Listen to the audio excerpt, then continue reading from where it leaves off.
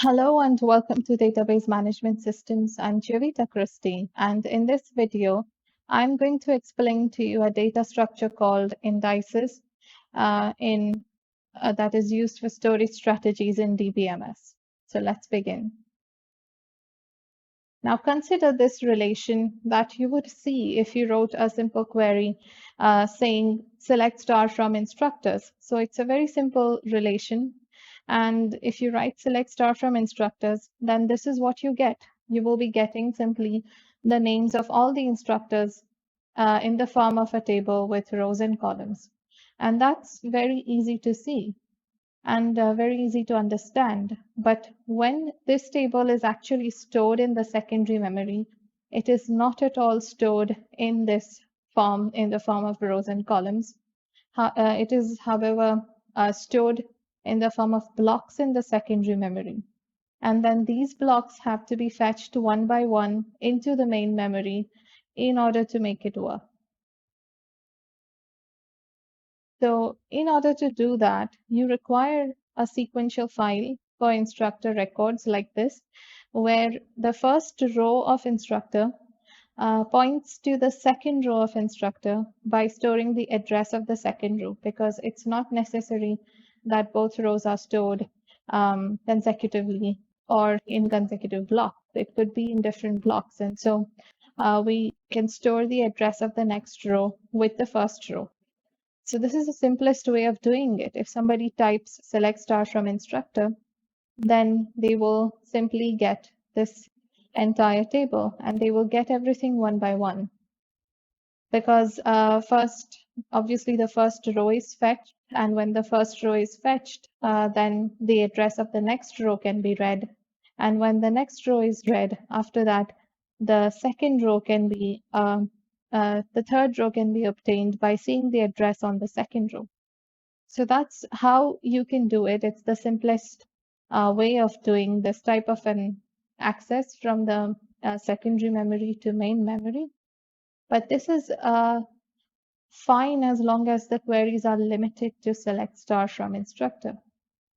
What happens when the queries become all about constraints, like select star from instructor where department equal to computer science, or where salary greater than some salary? So in this case, you would have to read the entire table, and then you would have to decide which rows to fetch and which rows to leave out there. But you would still need to read the entire table. You would need to go to each and every block, each and every address mentioned in the different rows.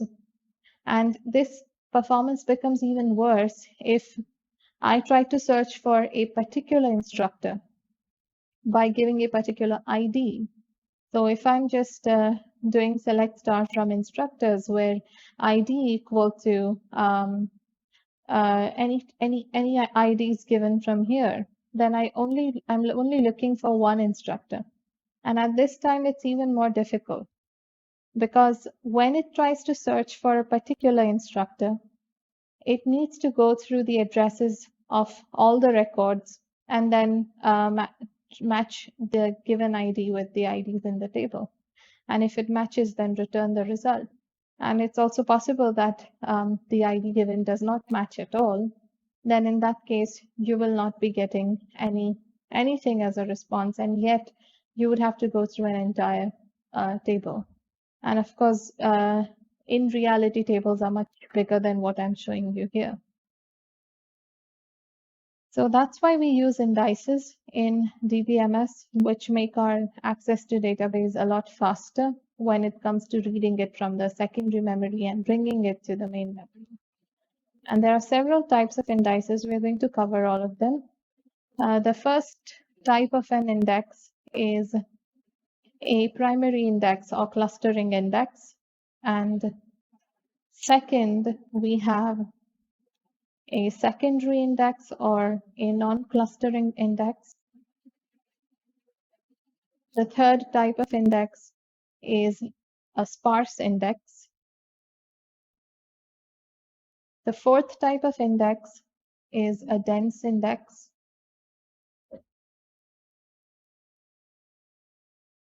The fifth type of index is a multi-level index. Now, in this video, I'm going to talk about the first four indices. And for the fifth indice, I have two more videos which you can watch and understand what a multi-level index is. But the first four I'm going to cover in this one. So let's begin with the primary or clustering index.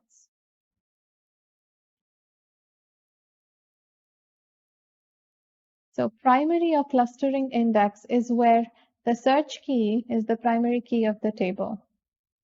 So if this is my table, and I can already tell from the table that the ID of the instructor is the primary key. So if the search key in the sense the way the index is built, if that index is built on ID, and that means with the ID, the address of that row is stored somewhere. So it's very simple. Just the IDs are stored in the index, and with the IDs, the address of the entire row in the secondary memory is stored. So that's a simple primary index where because we are using the primary key of the instructor, we are calling it a primary index. For example, like I said earlier, that ID is the primary key, so that could be your primary index or clustering index. The second type of index we have is a secondary index. So a secondary index is an index whose search key is not the primary key of the table.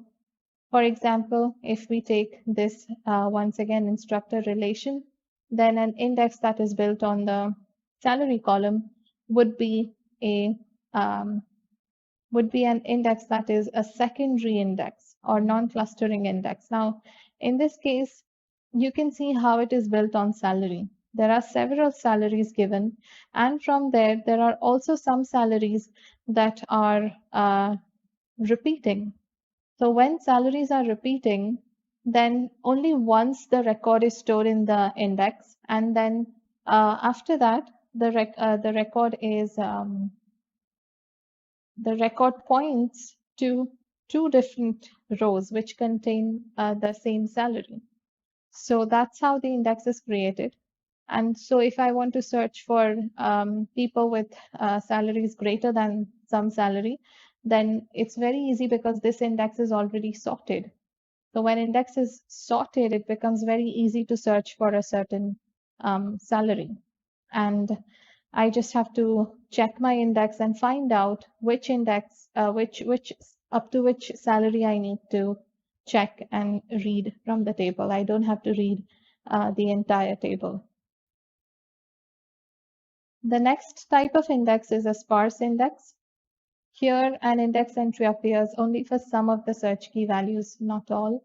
It can be used only if the relation is stored in a sorted order of the search key. So a sparse index looks something like this. And you can see what happens in this. There are several rows available. And out of those rows, I'm building an index on ID because as mentioned here in the rules of a sparse index, we can only create a sparse index if the relation is stored in sorted order of the search key. And you can see that the relation is stored in sorted order of ID. The names are not sorted, the departments are not sorted, the salaries are not sorted, but IDs are sorted in themselves. And that's why I can create a sparse index on IDs.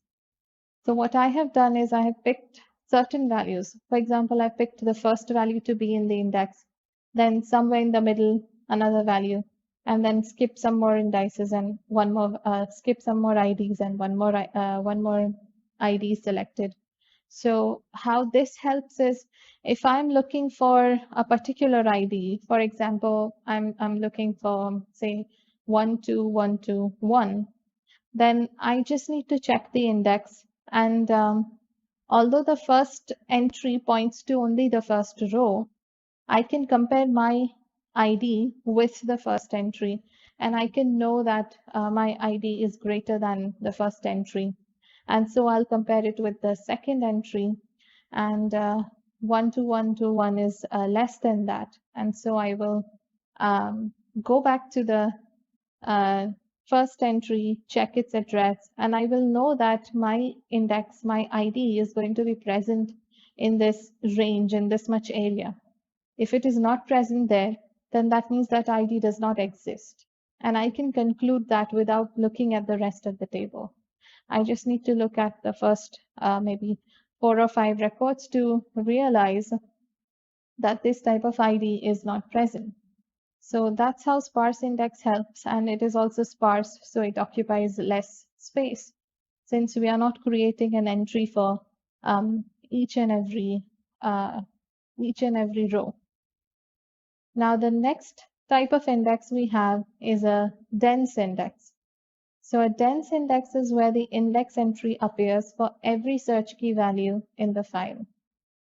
So an example of that would be this one, where I have created an index on the department names. Notice that indices are always in the sorted order, but in the table itself may not have those columns in sorted order. So I have not actually changed the order of the table. I have changed the way I have stored the index, the way in which I have stored addresses in the table. So the first record is biology, which points to the row containing biology. That does not mean that that row is the first row now. This is just pointing, and because B comes first, that is why it is there on the top. Just otherwise, you'd have to make a lot of arrows crossing each other. So this is biology, and then computer science. You can see it points to the first record of computer science, and then the rest of the computer science can just follow. If you find the first record containing computer science, you can find the rest by checking the address. And that way, whatever department names are having are appearing more than once, those are stored in the index only once, and they point only to the first record of that department name, and from there you can fetch the rest. So this is where each and every entry is made. Whatever departments you see in the table are all present in the index. So it's a dense index. So we have seen what a primary index is, which contains oh, and one more thing, dense indices can be made on any type of column, regardless of whether they are sorted or they are primary key or not. So primary index or clustering index is an index that can be created only on the columns that are primary keys in the table. And secondary indices or non-clustering indices can be created on any type of column, and sparse indices can be created when you have a column for which you don't want to make all the entries. You want to make only some entries because maybe your table size is too large. So you can create a sparse index where you don't include all the rows in your index, where you don't include pointers or addresses to all the rows in your index. And then you can have a dense index where you include each and every entry from your table in your index. So those are the 4 variations of indices, and they make our reading of the data from the database considerably faster. You can make it even faster by using multi-level indices, which I'm going to explain to you in the next video. So I'll see you in the next video. Thank you for watching.